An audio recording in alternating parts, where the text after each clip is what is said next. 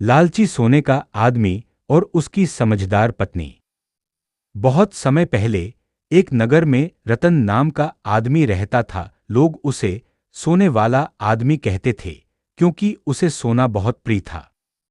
रतन हर दिन मेहनत करता, लेकिन अपने परिवार या लोगों की भलाई के लिए नहीं, बल्कि सिर्फ सोना इकट्ठा करने के लिए। उसके घर में एक बड़ा संदूक था जिसमें वह सोने के सिक्के और आभूषण भरकर रखता था। हर शाम वह संदूक खोलकर सिक्के गिनता और उन्हें देखकर मुस्कुराता। उसे सोने से इतना प्यार था कि दुनिया की बाकी चीजें उसके लिए बेकार थीं। रतन की पत्नी सीता बिल्कुल अलग थी। वह बुद्धिमान और दयालु थी। वह मानती थी कि धन का उपयोग लोगों की मदद और सुख सुविधा के लिए होना चाहिए, न कि केवल जमा करके रखने के लिए। सोने वाले आदमी की चिंता। एक रात रतन बहुत चिंतित होकर सिक्के गिन रहा था। सीता ने पूछा, स्वामी, आप इतने परेशान क्यों हैं? आपके पास तो नगर से अधिक सोना है। रतन बोला, हाँ, पर सोचो, अगर यह सब चोरी हो गया तो? अगर मैंने इसे खो दिया तो? मुझे ऐसा उपाय चाहिए जिससे मेरा सोना हमेशा सुरक्षित रहे। सीता ने मन ही मन सोचा, अब समय आ गया है उसे सबक सिखाने का। पत्नी की बुद्धिमानी। अगली सुबह सीता ने कहा, मेरे पास एक उपाय है। क्यों न हम कुछ सोना निकालकर नगर में बच्चों के लिए एक पाठशाला बनवाएं। इससे आपका नाम हमेशा अमर हो जाएगा। यही आपके धन की सबसे सुरक्षित जगह होगी। रतन ने सिर हिलाया, नहीं नहीं, अगर मैं सोना दे दूंगा तो मेरा खजाना घट जाएगा, लोग मजे करेंगे और मैं खाली हो जाऊंगा। यह मूर्खता है। सीता मुस्कुराई। उसने यही उत्तर सोचा था। चालाकी भरा उपाय।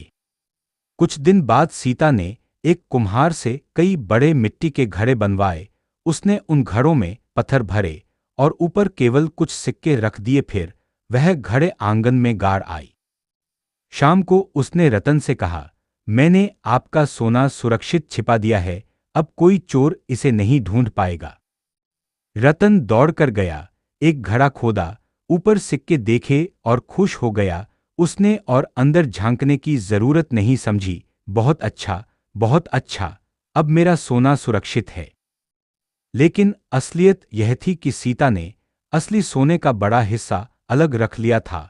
वह धीरे धीरे उस सोने से गरीब परिवारों की मदद करने लगी, बच्चों की पढ़ाई का खर्च उठाने लगी और नगर का टूटा हुआ कुआं ठीक करवा दिया।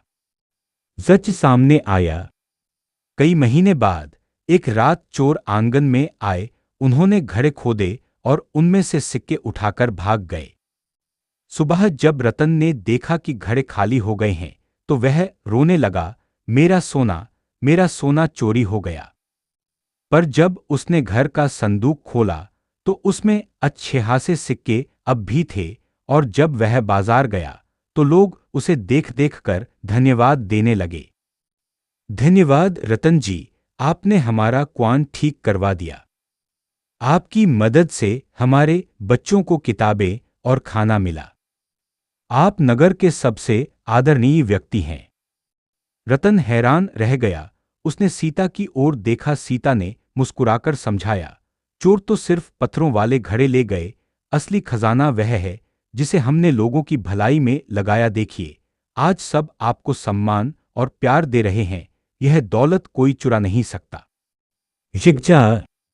रतन की आंखें खुल गईं। उसने समझ लिया कि सोना जमा करने से केवल चिंता मिलती है, पर सोना खर्च करके भलाई करने से सच्चा सुख और सम्मान मिलता है।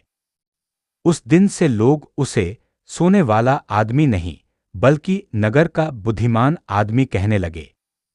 और उसके साथ हमेशा रही उसकी समझदार पत्नी सीता, जिसने उसे जीवन का सबसे बड़ा सबक सिखाया।